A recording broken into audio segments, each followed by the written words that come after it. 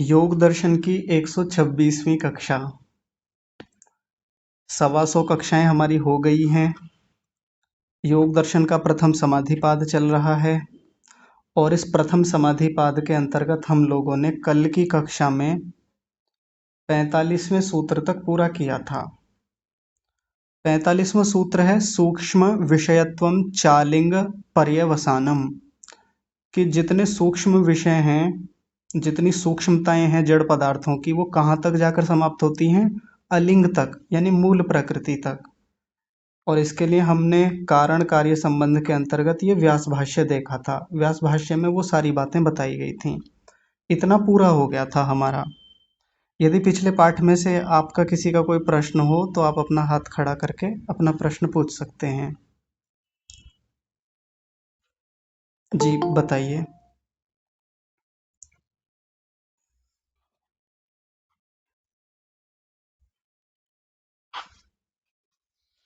किसी का कोई प्रश्न नहीं है?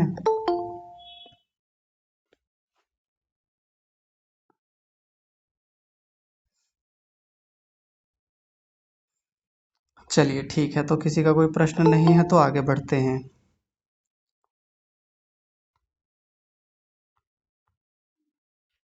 45वें सूत्र के बाद आज हम 46वां सूत्र देखेंगे।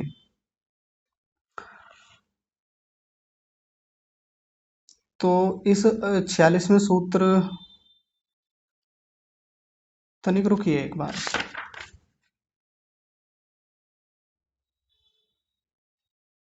ठीक है, पहले 46वें सूत्र को ही पूरा करते हैं, फिर एक चर्चा आपके सामने रखेंगे पीछे के पाठों में से। 46वां सूत्र है ता एव स बीजः समाधिः। बहुत आसान सा सूत्र है, दिखने में, पढ़ने में, समझने में। ता एव स बीजः समाधिः। ता शब्द का मतलब होता है वे। वे कौन? वे जो पीछे समापत्तियों की चर्चा चल रही है, चारों समापत्तियां। ये बहुवचन वाचक शब्द है, बहुवचन। कई सारी समापत्तियों की बात कर रहा है, इसलिए यहाँ एक समापत्ति नहीं लेंगे, चारों समापत्तियां आ जाएंगी। चारों समापत्तियां कौन कौन सी? सवितर्का, निर्वितर्का, सविचारा, निर्विचारा। एक छोटी सी बात पर और ध्यान दीजिएगा। जब भी हम इन समापत्तियों की बात करते हैं तो समापत्तियां जितनी हैं ये स्त्रीलिंगवाचक शब्द है। हम क्या कहते हैं कि समापत्ति हुई, समापत्ति लगी, ऐसा ही तो बोलते हैं हम। ऐसा थोड़ी कहते हैं समापत्ति लगा या समापत्ति आया, समापत्ति हुआ, ऐसा थोड़ी बोलते हैं हम। तो ये जो समापत्तियां आई, ये सभी कैसी हैं? स्त्रीलिंगवाचक शब्द हैं। सवितर्का, निर्वितर्का, सविचारा, निर्विचारा। ये मैं आपको इसलिए बता रहा हूँ क्योंकि कई बार लोग चर्चा करते हुए सवितर्का को सवितर्क बोल देते हैं, निर्वितर्का को निर्वितर्क कह देते हैं, सविचारा को सविचार और निर्विचारा को निर्विचार कह देते हैं। गलत शब्द हैं, ऐसे नहीं बोलने चाहिए। जैसे नाम दिए हुए हैं चारों के, सवितर्का, निर्वितर्का, सविचारा और निर्विचारा, बिल्कुल ऐसे ही उनको बोलना है। स्त्रीलिंगवाचक शब्द हैं। और समाधि जो है, समाधि शब्द जो हम इतने दिनों से सुनते आ रहे हैं, हमने शुरुआत जहां से की थी, तो समाधि कैसा शब्द है? समाधि पुल्लिंगवाचक शब्द है। शुरू में आप लोग योग दर्शन खोल के देखिए, वहां आपको मिल जाएगा। जहां भी समाधि शब्द होगा ना, उसके साथ में सा नहीं लिखते, स लिखते हैं। देख लीजिए आप खोल करके कहीं भी, जहां से समाधि की चर्चा हुई थी। स निर्बीजः समाधिः, ये शुरू में आया था दूसरे ही सूत्र में। तो जहां भी समाधि की चर्चा आएगी तो उसको हम पुल्लिंगवाचक बोलेंगे। अब आगे देखिए, ता एव स बीजः समाधिः। ये जो चारों समापत्तियां हैं, एव माने ही, स बीजः समाधिः, ये सभी कैसी हैं? सबीज समाधियां हैं ये, ऐसा यहाँ बताया है। सबीज समाधि का क्या मतलब है, तो इसको अभी आगे व्यास भाष्य में खोला जाएगा। सबीजः समाधिः। कुल मिलाकर एक बात यहाँ से क्या समझ में आई कि ये जो चारों समापत्तियां हैं ये बीज सहित हैं, ये भी समाधि ही हैं। और हमने पीछे देखा था कि समापत्ति किसे कहते हैं?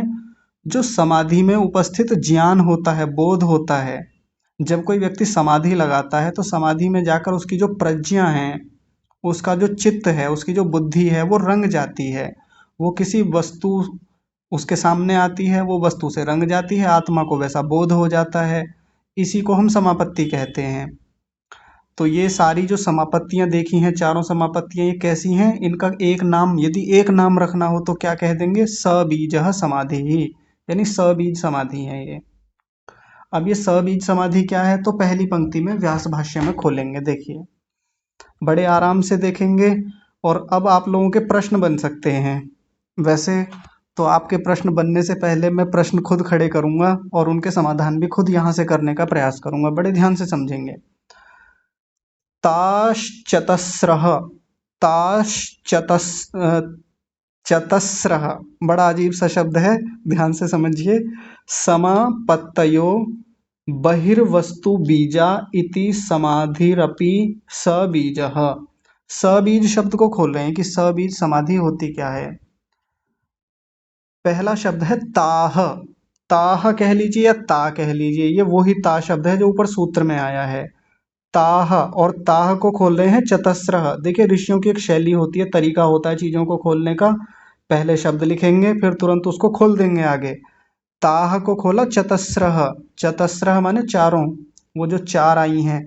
सूत्र में चतस्रः शब्द नहीं है, यहाँ व्यास भाष्य में चतस्रः यानी चारों की बात कर दी। तो ताह यानी वे, चतस्रः माने चारों, समापत्तयो माने समापत्तियां। वे चारों समापत्तियां कैसी होती हैं? बहिर्वस्तु बीजा, बाहर की वस्तु के बीज वाली होती हैं। यानी इन सारी समापत्तियों में जो बीज होता है, जो आलंबन होता है, वो कौन होता है? कोई बाहर की वस्तु है। इति, ऐसा। तो उसी को क्या कह दिया? समाधिरपि सबीजः। अपि माने भी, तो ऐसी जो समाधि है उसको सबीज समाधि कहते हैं। अब ये बहिर्वस्तु बीजा क्या है? इस शब्द को देखते हैं ध्यान से, क्योंकि यहाँ से कई सारी शंकाएं खड़ी होती हैं और बड़े बड़े विद्वानों में भी बड़े मतभेद हैं इसको लेकर के।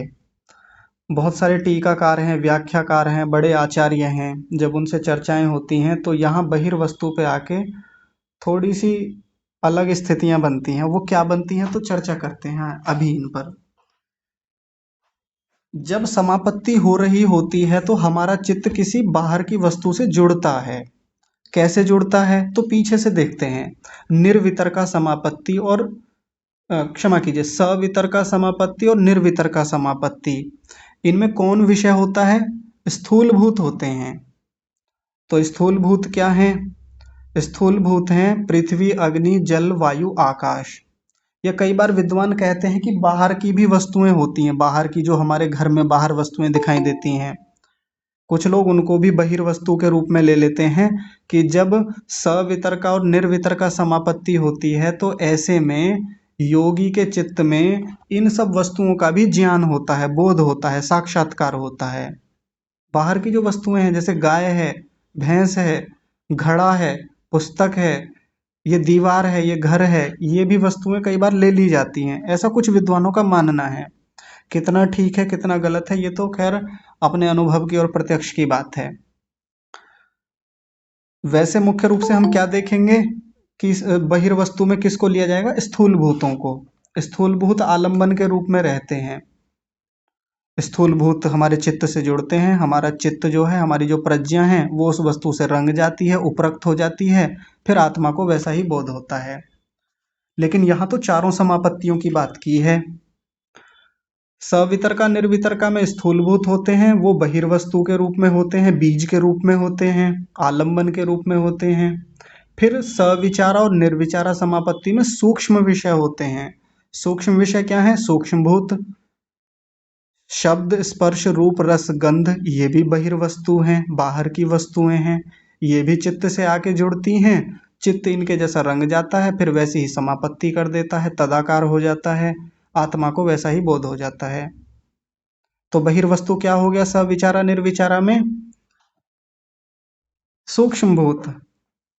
तो अभी तक यहाँ तक तो बात समझ में आ गई कि इन चारों में सवितर्का, निर्वितर्का, सविचारा और निर्विचारा में जितने स्थूल भूत और सूक्ष्म भूत होते हैं वो सब कैसे होते हैं? बहिर्वस्तु बीज होते हैं, बाहर की वस्तु के बीज के रूप में, आलंबन के रूप में होते हैं। इसलिए इस समाधि को या इन समापत्तियों को सबीज समाधि कहते हैं।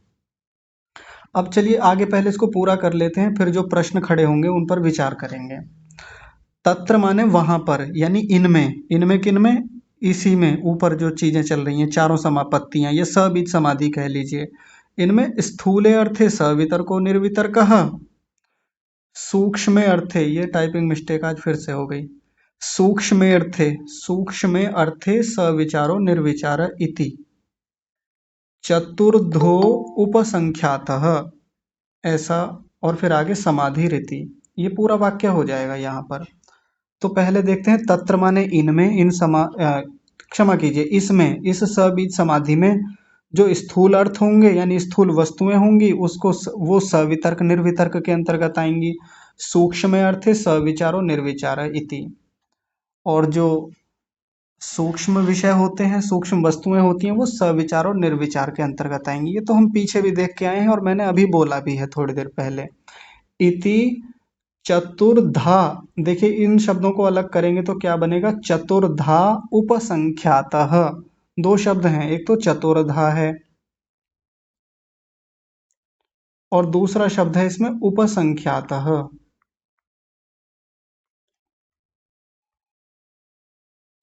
ऐसे उपसंख्यातः, चतुर्धा माने चार प्रकार की, उपसंख्यातः माने वर्णित कर दी गई हैं, कह दी गई हैं या उनको गिना गया है। तो समाधि रीति, ये ऐसी समाधि है चार प्रकार की। ठीक है, ये तो हो गया। व्यास भाष्य इतना ही है, थोड़ा सा ही है। अब एक प्रश्न आता है, देखिए ध्यान से। वो प्रश्न क्या है? जब हम समापत्ति के चार भेद देख रहे थे वो कौन कौन से होते हैं? वितर्क, विचार, आनंद और अस्मिता। एक हो गया वितर्क, दूसरा है विचार, तीसरा है आनंद और चौथा है अस्मिता। तो अभी 2-3 दिन पहले की कक्षा में भी ये बात मैंने रखी थी आप लोगों के सामने कि चार समापत्तियां हो गई। इस वितर्क में दो भाग हो गए, कौन सी? सवितर्का हो गई और दूसरी कौन सी हो गई? निर्वितर्का।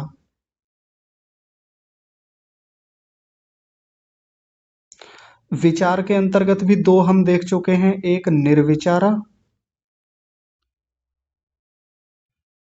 नहीं सविचारा, और दूसरी निर्विचारा।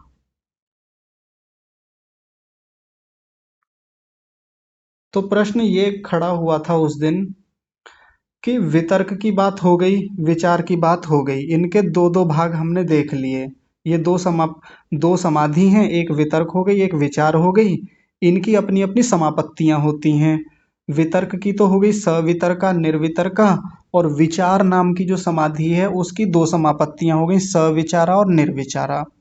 तो ये जो आनंद और अस्मिता हैं, इनकी समापत्तियों की तो चर्चा नहीं हुई।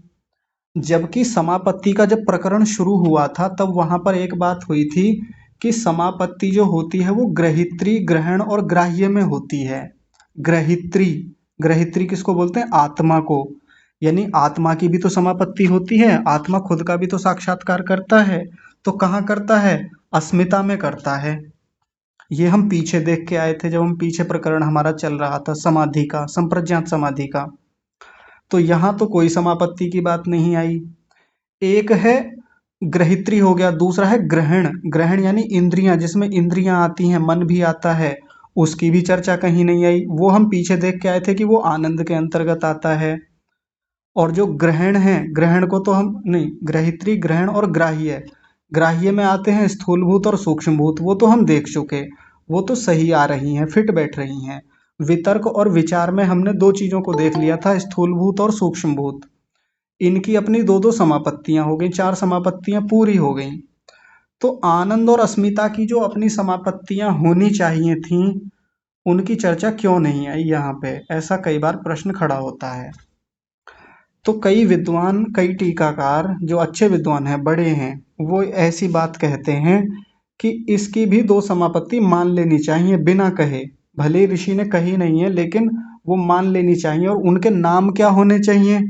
तो कई बार तो नाम ऐसे कहे जाते हैं कि सानंदा और निरानंदा, ऐसा कहा जाता है। और ऐसे अस्मिता के दो नाम हो जाएंगे, दो समापत्तियां हो जाएंगी। कौन कौन से? सास्मिता और निरास्मिता। लेकिन कुछ जो अच्छे विद्वान हैं, उन्होंने इनके नाम यही बताए हैं, सविचारा निर्विचारा, कि आनंद के भी दो भेद हैं, सविचारा निर्विचारा। ऐसे ही अस्मिता के भी दो भेद हैं, सविचारा और निर्विचारा।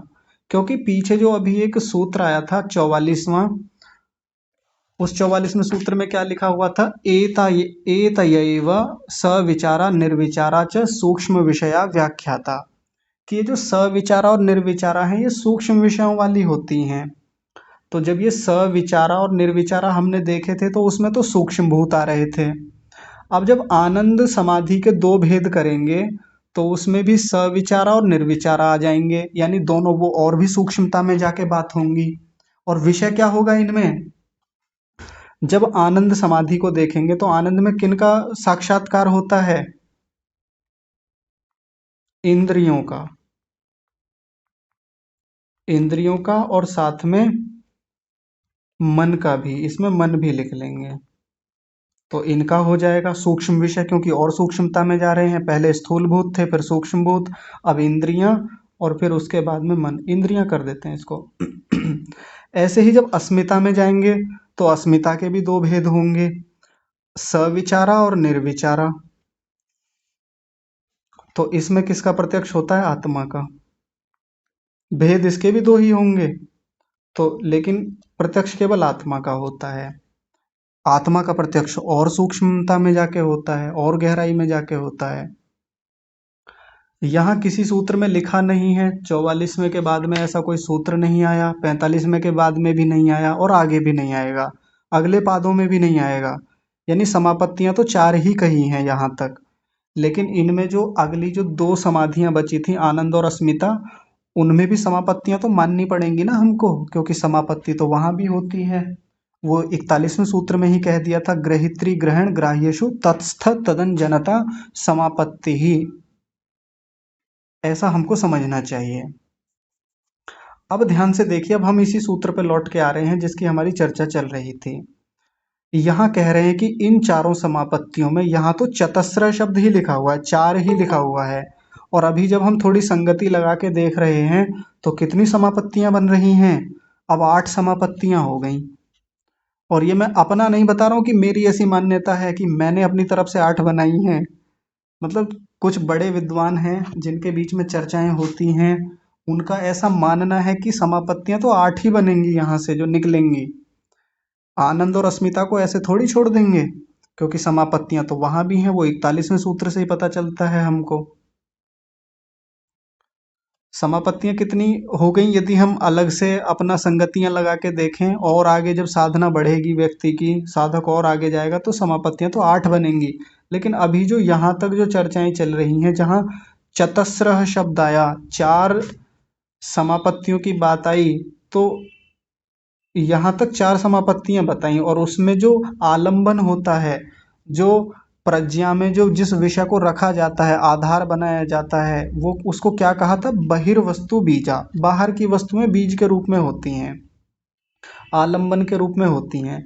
अब ध्यान से देखिए, ये बाहर की वस्तुएं हैं क्या? ये सारी जितनी भी अभी तक बोली गई हैं, ये जो इधर लिखी हैं मैंने, स्थूल भूत, सूक्ष्म भूत, इंद्रियां, मन, आत्मा, बाहर की वस्तुएं हैं क्या? स्थूल भूत, सबसे पहले स्थूल भूतों को देखते हैं। तो यहाँ देखिए, मैं आपको एक थोड़ा सा लिख के दिखा देता हूँ, तो बात समझ में आ जाएगी।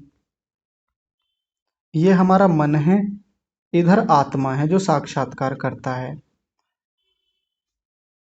मन तक इसका बोध जाता है, आत्मा तक। अब देखिए, मन के सामने कोई वस्तु आती है, सबसे पहले आए स्थूल भूत, तो स्थूल भूत बहिर्वस्तु के रूप में हो गए। मन उसके जैसा रंग जाता है, तदाकार हो जाता है और आत्मा को उसका बोध हो जाता है स्थूल भूतों का। तो स्थूल भूत क्या हो गया? बहिर्वस्तु के रूप में हो गया। इतनी बात ठीक है, बिल्कुल बहिर्वस्तु है, बाहर की वस्तु है मन। और एक बीज के रूप में भी कह सकते हैं इसको कि ये बीज के रूप में मन तक जाता है, आलंबन के रूप में, बीज यानी आलंबन, और आत्मा को इसका बोध होता है। दूसरी चीज मन तक क्या जाती है? वो है सूक्ष्म भूत। हाँ, ये भी बहिर्वस्तु के रूप में है, बाहर की वस्तु है, तो ये भी मन तक जाती है। मन इसके जैसा तदाकार होता है, रंग जाता है और आत्मा को फिर इसका बोध होता है, तो ये भी बहिर्वस्तु है। अब तीसरी समापत्ति, जो अगली समापत्ति होती है, वो किस चीज की होती है? इंद्रियों की और मन की। इंद्रियां भी कैसी हैं? ये भी बहिर्वस्तु हैं। यहां तक भी बात ठीक है, समझ में आती है, बहिर्वस्तु है। लेकिन जो मन है, ये मन तो बहिर्वस्तु नहीं है। प्रश्न यहाँ खड़ा होता है आकर के कि मन कैसे बहिर्वस्तु हो गया? मन तो मन ही है ना। लेकिन फिर भी यहाँ भी कुछ विद्वान ऐसी संगति लगाते हैं कि मन के लिए मन भी एक प्रकार से बहिर्वस्तु ही है, बाहर की वस्तु ही है। जैसे हमको अपना ही चेहरा देखने के लिए दर्पण के सामने जाना पड़ता है, हम अपना चेहरा नहीं देख सकते ऐसे। तो हमारे लिए जो हमारा जो भीतर छाया चित्र दिखता है, हमें जो अपनी जो छाया दिखती है अंदर दर्पण में, वो भी तो हमारे लिए एक बहिर्वस्तु जैसी हो गई ना। तो यहाँ भी इसको बहिर्वस्तु के रूप में ही लिया जाता है। और अंतिम चीज क्या बचती है? वो है आत्मा। आत्मा के लिए ये जो मन में जब इसका चित्र बनता है, मन जब तदाकार होता है, रंगा जाता है, तो इतने अंशों में तो हम यहाँ ये भी मान के चलेंगे कि आत्मा भी बहिर्वस्तु ही है। क्योंकि आत्मा अपने आप से अपना साक्षात्कार कर ही नहीं सकता। यहाँ मन में, मन कह लीजिए, प्रज्ञा कह लीजिए, मन में इस आत्मा का भी तो एक चित्र उतरता है। मन आत्मा से तदाकार होता है, बिल्कुल वैसा ही रंग जाता है, आत्मा के जैसा ही। तभी तो अपना बोध कर पाता है ये। ठीक है जी। अच्छा, किसी ने हाथ खड़ा किया हुआ है? ये तो मेरा ही हो गया, पता नहीं कैसे। चलिए ठीक है। तो ये बहिर्वस्तु, बहिर्वस्तु का आलंबन किया जाता है यहाँ पे। तो ये सारी वस्तुएं अब तक बाहर के आलंबन वाली हो गई। और इसमें इन चारों में जो समाधि होती है उसको सबीज समाधि कहते हैं। आगे अगले सूत्रों में आगे जाके निर्बीज समाधि की भी चर्चा आएगी, उसको हम तब देखेंगे। लेकिन अभी तक ये सबीज समाधि का प्रकरण यहाँ पर पूरा होता है। तो यदि इतने में से किसी को कोई बात पूछनी हो तो अपना हाथ खड़ा कर सकते हैं और पूछ सकते हैं, नहीं तो फिर आगे बढ़ते हैं अगले सूत्र पर, क्योंकि ये तो आसान सा है। जी, श्रीमान जी आप बताइए, मोहनलाल आर्य जी। जी आचार्य से। नमस्ते जी। आचार्य जी नमस्ते। नमस्ते जी। आचार्य जी, ये अस्मिता, जी अस्मिता जो है, जी अस्मिता एक क्लेश भी होता है, और यहाँ पर अस्मिता ये समाधि भी है। जी आनंद, आनंद और अस्मिता ये, जी हाँ जी। इनमें भेद है कुछ, क्या बताएंगे आप? हाँ, बस थोड़ा सा भेद है, वैसे देखने को तो भेद कुछ भी नहीं है, लेकिन प्रकरण के अनुसार भेद हो जाता है। अस्मिता का मतलब होता है अपने होने की भावना होना, अपने होने की। अस्मि माने मैं हूँ, ऐसी एक भीतर भावना जब रहती है उसको अस्मिता कहा जाता है। तो जब समाधि की चर्चा आएगी तो क्षमा कीजिए, जब समाधि की बात आएगी तो समाधि में जो अस्मिता समाधि होती है उसमें जीवात्मा अपने अंदर स्थित होता है, यानी स्वयं का बोध कर लेता है, अच्छे से साक्षात्कार कर लेता है, मैं हूँ, मेरा ये स्वरूप है। तब तो ये अस्मिता यहाँ पर समाधि है। और अस्मिता जब क्लेश की बात चलती है, क्योंकि अस्मिता एक क्लेश भी होता है, आगे पढ़ेंगे हम, दूसरे पाद में आएगा, वहाँ खोलेंगे इसको बहुत अच्छे से, स्पष्टता से इस पर बात करेंगे लंबी। तो वहाँ क्लेश के रूप में आता है। जब मन और आत्मा दोनों का भेद ही ना रहे, मन को ही आत्मा समझ लेता है व्यक्ति, तब इसको अस्मिता क्लेश के रूप में देखा जाता है। तो प्रकरण के अनुसार अस्मिता के अलग अलग अर्थ हैं। यहाँ अस्मिता समाधि के रूप में है, जब अपने होने का बोध होता है। और जब अस्मिता आगे क्लेशों में लिया जाएगा तो अस्मिता का मतलब वहाँ है कि जब चित्त और आत्मा में कोई अंतर ही नहीं रह जाता, सारे व्यवहार चित्त के जितने भी होते हैं, आत्मा ये समझता है कि ये मेरा ही व्यवहार है, उसको अस्मिता क्लेश कहा जाता है। ठीक है जी।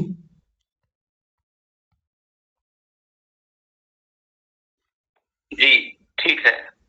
हाँ जी। और बताइए, किसी का कोई प्रश्न हो तो। हाँ, दीपक राणा जी, आप बोलिए।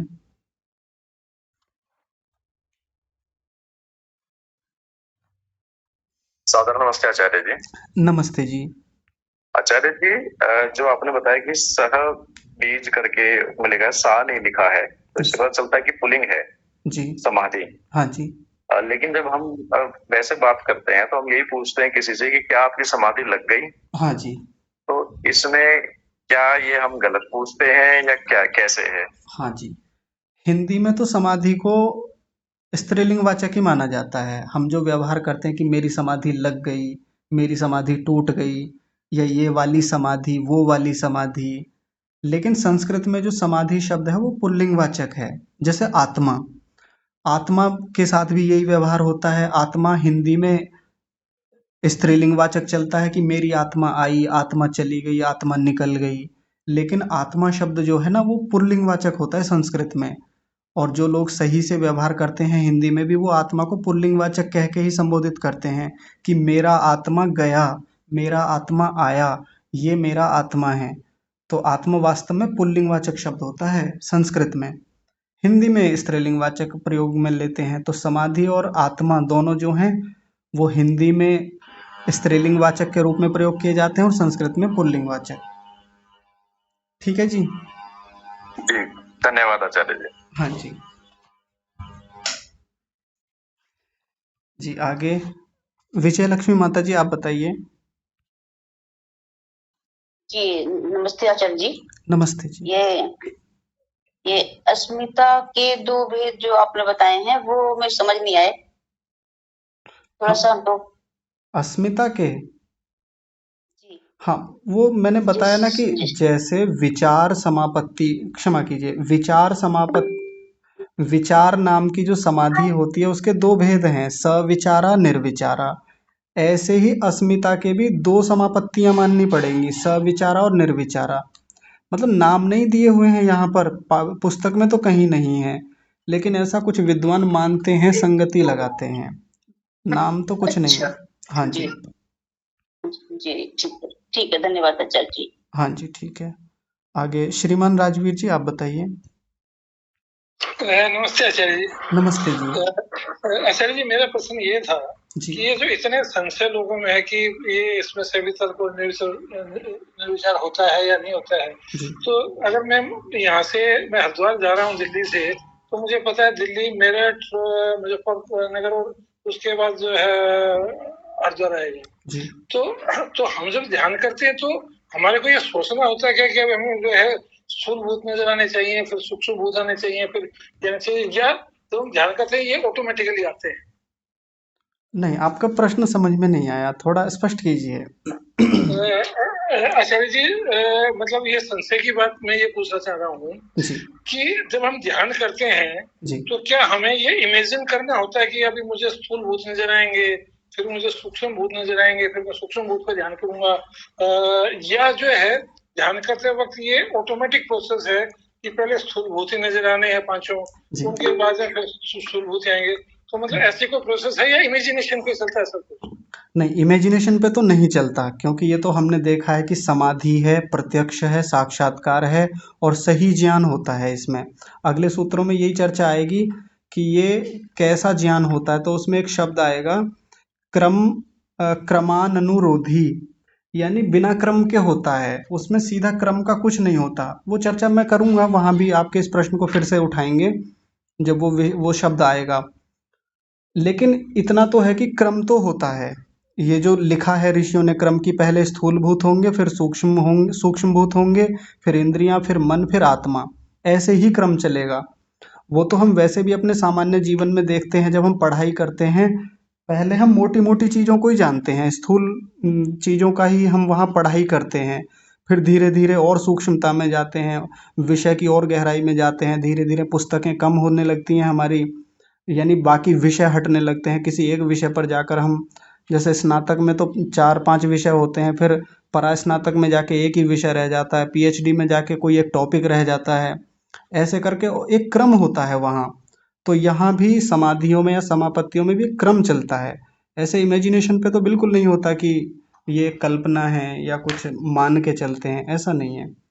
और जब आगे समापत्तियों में या समाधि में व्यक्ति जाके अभ्यास करता है, उससे पहले पता तो होना ही चाहिए, उसके लिए पढ़ाई करनी होती है, उसके लिए जो आज हम चर्चा कर रहे हैं ये चर्चा करनी होती है। पहले जानकारी तो हो, अभी तो जानकारी नहीं है और हम ऐसे ही बैठ गए ध्यान में, तो पहुंचेंगे ही नहीं वहां तक। अभी तो उस रास्ते का पता ही नहीं है कि रास्ते में करना क्या है, रास्ते में क्या क्या चीजें पता चलेंगी हमको। तो पहले तो पढ़ना होगा, चिंतन मनन करना होगा, फिर उस पर अभ्यास करेंगे, और फिर जैसा क्रम यहाँ ऋषियों ने बताया है, इसी क्रम में इमेजिनेशन के बिना सीधा साक्षात्कार निश्चित रूप से होगा। ठीक है जी। धन्यवाद आचार्य जी, धन्यवाद जी। हाँ जी जी, चौधरी साहब आप बताइए। जी आचार्य जी, सादर नमस्ते। नमस्ते जी। आचार्य जी, मैं थोड़ा सा जो है मेरे मन में जो विचार आए उनको स्पष्ट करने मात्र उद्देश्य से जी ये बातें कह रहा हूँ। हाँ जी। जैसे हम समापत्ति, उसके बाद सवितर्का, निर्वितर्का, सविचारा, निर्विचारा, ये सब स्थूल भूत और सूक्ष्म भूत के इनके वो आ गए जी। यदि सूक्ष्म भूत को हमारा चित्त, जो उसका शब्द, अर्थ और ज्ञान में विभाग होते हुए भी उनको एक ही मानकर, जी यदि उसमें उपरुक्त होके और उसको आभास होता है जी सूक्ष्म भूत का, क्योंकि यहाँ तो क्या भाई स्थूल भूत में होता है तो वही सवितर्का होती है। हाँ जी। पर यदि वो चित्त हमारा सूक्ष्म भूत को भी इस क्रम में यदि उसका भाषित होता है उसको, तो क्या सूक्ष्म भूत वाले की भी ही हम सवितर्का मानेंगे या नहीं? बात अभी आपकी पकड़ में नहीं है, एक बार फिर से थोड़ा ठीक से समझाइए, प्रश्न समझाइए। जी जी जी जी, मेरा प्रश्न ये है आचार्य जी, जैसे समापत्ति के बाद में 4 विभाग हो गए। हाँ जी। स्थूल भूत के लिए सवितर्का और निर्वितर्का, सूक्ष्म भूत के लिए सविचारा, निर्विचारा। हाँ जी। तो मेरा प्रश्न ये है कि यदि हमारा चित्त जी स्थूल भूत की बजाय सूक्ष्म भूत को जी शब्द, अर्थ और ज्ञान जी इनमें विभाग होते हुए भी जी इनको एक ही मानकर जी और उसमें उपरुक्त होकर और उसी तरह से उसका जो वो होगा वहां पर उसकी जो अनुभव होगा जी उसको वो भाषित होगा वो, जी। तो उसको हम लोग सवितर्का में मानेंगे या नहीं? हाँ। सूक्ष्म भूत को जो इसके वो सवितर्का के जो वो दिए गए हैं जी विधि, उसके हिसाब से सूक्ष्म भूत में यदि चित्त उसको भाषित करता है तो वो सवितर्का की श्रेणी में आएगा या नहीं? नहीं आएगा। और ऐसे ही वाइस वर्षा। हाँ। ऐसे ही वाइस वर्षा। हाँ। यदि सूक्ष्म भूत को जी देश, काल और निमित्त को जानकर, मतलब उनको भी सोचते हुए जी यदि वो उसको भाषित होगा तो उसको सविचारा मानेंगे या नहीं? हाँ, समझ गया मैं आपका प्रश्न। नहीं मानेंगे, क्योंकि जी। क्रम बिगड़ जाएगा, क्रम उल्टा हो जाएगा। क्रम पहले तो सूक्ष्मता और स्थूलता की वजह से क्रम बिगड़ रहा है। जी। सीधी सी बात है कि जब स्थूल विषय हमारे, म्यूट कीजिए, आप म्यूट कर लीजिए। हाँ जी, ठीक है। जब स्थूलभूत, किसी और ने छोड़ा है क्या? डिस्टरबेंस होता है ऐसे।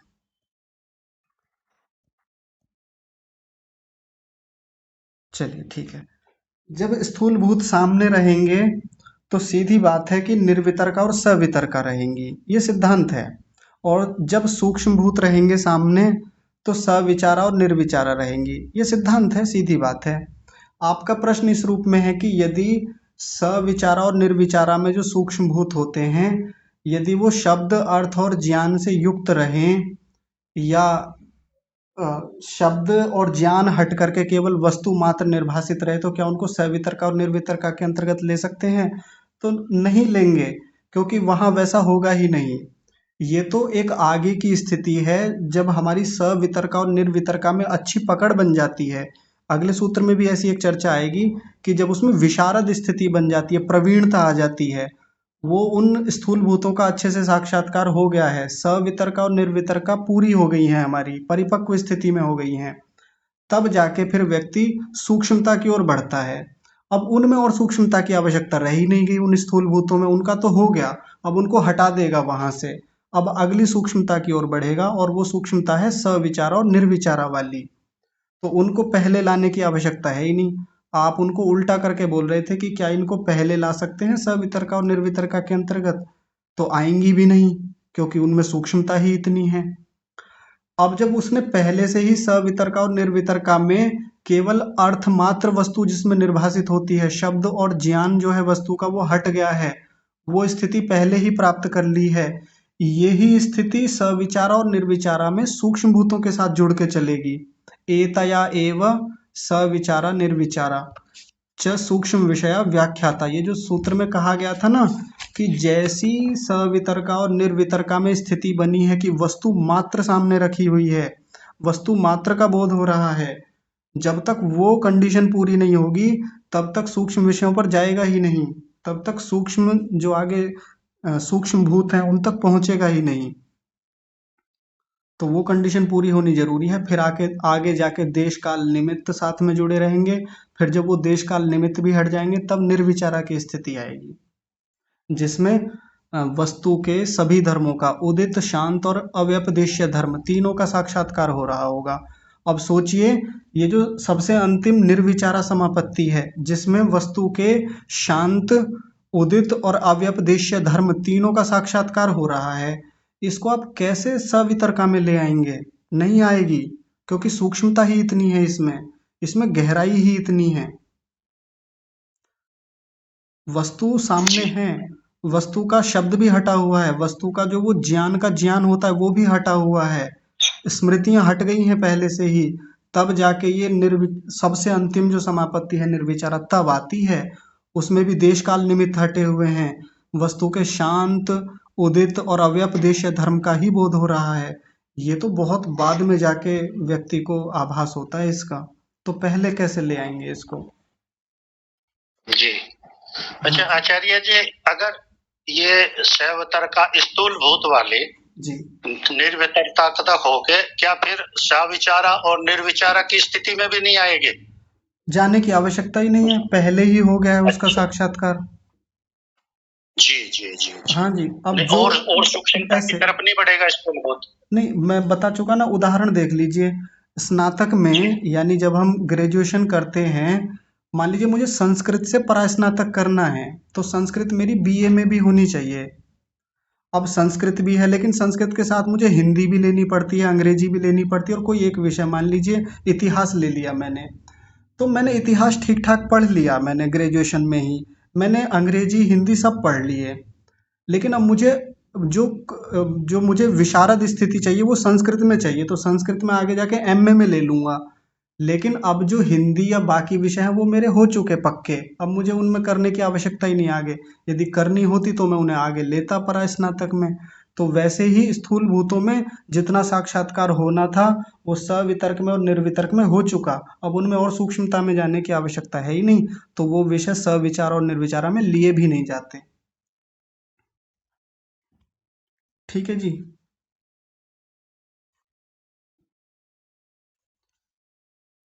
चलिए ठीक है जी। बड़े भैया आप बताइए। नमस्ते सर जी। नमस्ते जी। जी मेरे दो प्रश्न हैं जी। पहला प्रश्न मेरा ये है, जैसे पिछले पाठों में हम पिछले सूत्रों में पढ़ रहे थे, वहाँ प्रत्यात्म समाधि को तभी समाधि बोला गया था जी। और यहाँ इन चारों समापत्ति को तभी समाधि बोला जा रहा है जी। एक तो ये प्रश्न हो गया। नहीं, इसमें प्रश्न क्या है? ये जो दो है, रुकिए तो सही, इसमें प्रश्न क्या हुआ? प्रश्न तो बताइए, प्रश्न समझ में नहीं आया। पिछले दूसरे सूत्र में समाधि के वेद थे वहां पर सभी समाधि संप्रज्ञात समाधि को बोला गया था, निर्वी समाधि या संप्रज्ञात समाधि को बोला गया था। हाँ जी। और यहाँ पर इन चारों समापत्तियों को भी सभी समाधि बोल रहे हैं। हाँ जी। तो एक तो ये शंका थी। नहीं, ये शंका क्या है, शंका तो बताइए इसमें, ये तो आपने बात रखी है अपनी।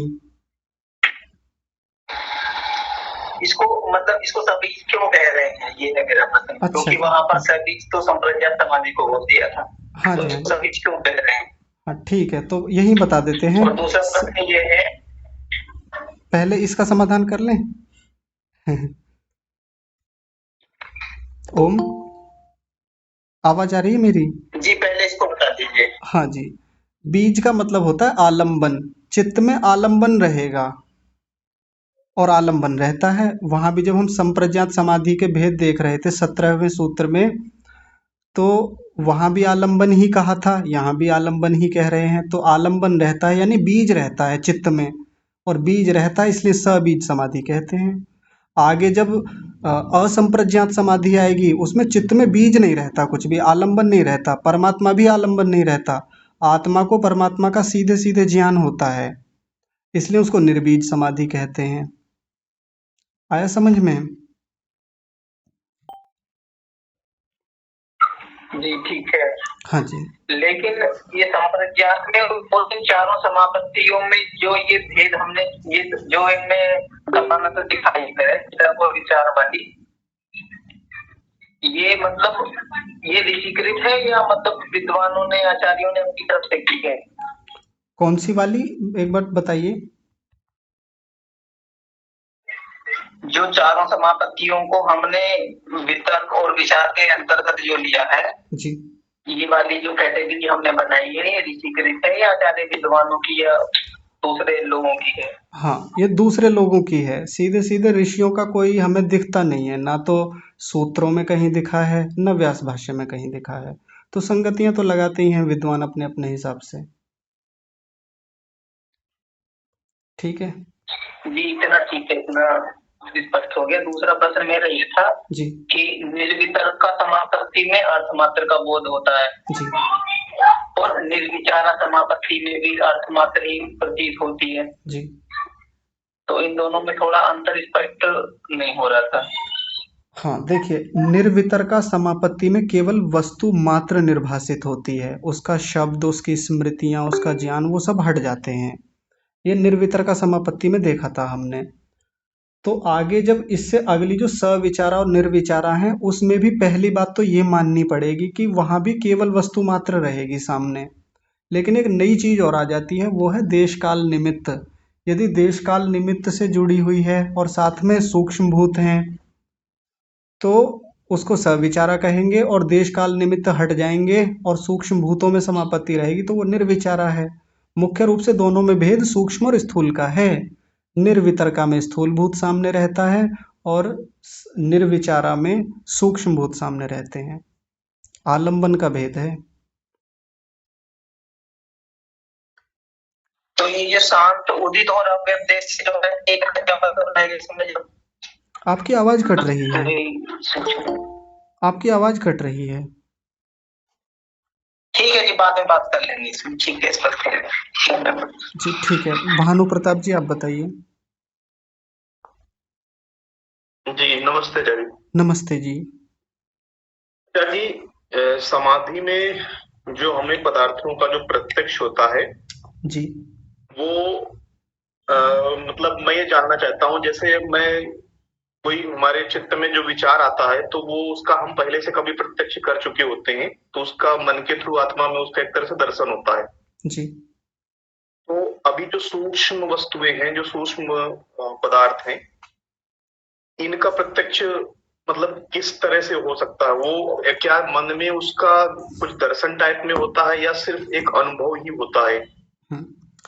तो देखिए, वैसे तो ये अव्यक्त स्थितियां हैं, इनको कहना बहुत मुश्किल होता है।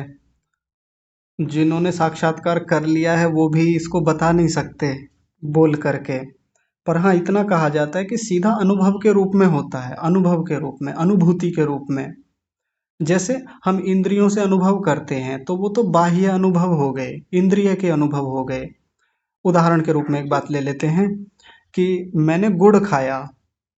अब गुड़ खाने के बाद में उसको बताना बहुत मुश्किल है कि गुड़ लगा कैसा, कैसा लगा। कहने को कह तो देंगे कि मीठा लगा, लेकिन कैसा लगा, वो मीठा होता कैसा है, उस मीठे को, मीठा नाम का जो अनुभव था उसको एक्सप्लेन कीजिए, उसकी व्याख्या कीजिए। नहीं कर सकते हम। वो बस अनुभूत है, केवल जिह्वा ही उसको अनुभूत कर सकती है। उसको ना तो लिख के बताया जा सकता, ना बोल करके बताया जा सकता। हम किसी को करवा भी नहीं सकते।